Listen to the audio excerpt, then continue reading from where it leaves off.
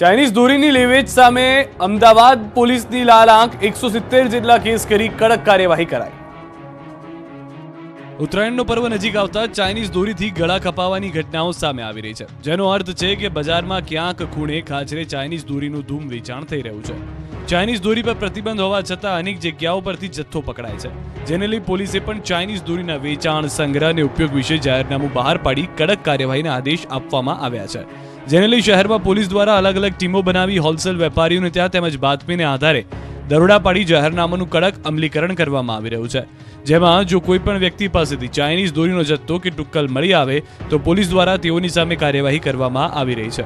શહેરમાંથી પોલીસે અત્યાર સુધીમાં 170 જેટલા કેસ કરી કાર્યવાહી કરી લાખો રૂપિયાનો મુદ્દામાલ કબજે કર્યો છે, તો બીજી તરફ સામાન્ય માંજા દોરીમાં વધુ પડતા કાચનો ઉપયોગ કરી દોરી ઘાતક ન બને તેની સમજણ પણ પતંગ રસિકોને આપવામાં આવી રહી છે। કેટલાક લોકો ચાઇનીઝ દોરી અને તુક્કલનું ઓનલાઈન વેચાણ કરતા હોવાની રજૂઆત પોલીસે સાયબર ક્રાઇમને પણ આ પ્રકારની વેબસાઇટ પર વોચ રાખવા માટે સૂચન આપવામાં આવ્યું છે। અમદાવાદ શહેર પોલીસની આ ઝુંબેશના કારણે અનેક અબોલ પશુ પક્ષીઓ અને લોકોના જીવને ખતરો ટળી શકે છે। ભાઈ ભાભીના ઝઘડા વચ્ચે પડેલા નાના ભાઈની કરી નાખી હત્યા, મોટા ભાઈએ છરીના ઘા મારતા નાના ભાઈનું મોત। ઘટના અમદાવાદ। નવા વર્ષમાં જ ભાઈના હાથે ખેલાયો ખૂની ખેલ, સગા ભાઈએ પોતાના જ ભાઈનું ઢીમ ઢાળી દીધું। હત્યાની ઘટના બાદ પરિવારમાં રોકકળ સાથે હૃદયદ્રાવક દ્રશ્યો સર્જાયા।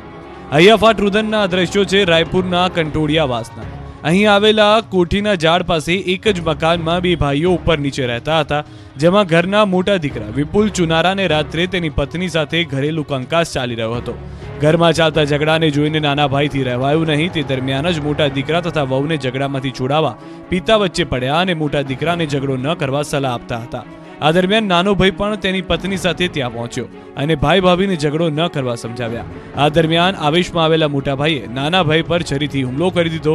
છરીના હુમલાથી ઘાયલ થયેલા નાના ભાઈનું પ્રાણ પંખેર ઉડી ગયું। હત્યાની આ ઘટનાને લઈ પોલીસે મૃતકની પત્નીની ફરિયાદ આરોપીને શોધવા ચક્રો ગતિમાન કર્યા।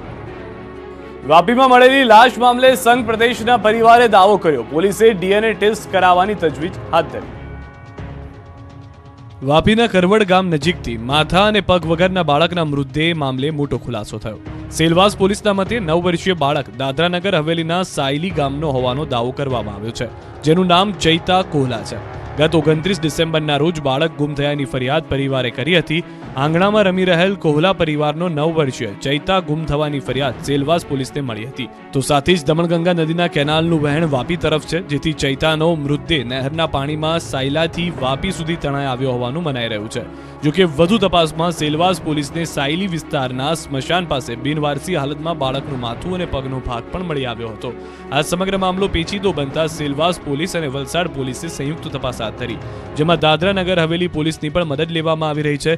સમગ્ર મામલે પોલીસે બાળકના ધડ અને ચૈતાના પરિવારના ડીએનએ ટેસ્ટની કામગીરી હાથ ધરી છે, જેના આધારે મૃતદેહ ચૈતાનો છે કે નહીં તેની ખરાઈ થશે। બાળકની હત્યા પાછળનું કારણ મેલી વિદ્યા તો નથી ને, જેવા અનેક સવાલો ચકડોળે ચડ્યા છે। આ સનસનીખેજ હત્યાની તપાસને અંતે અનેક ચોંકાવનારા ખુલાસા થાય તેવી શક્યતાઓ જોવાઈ રહી છે।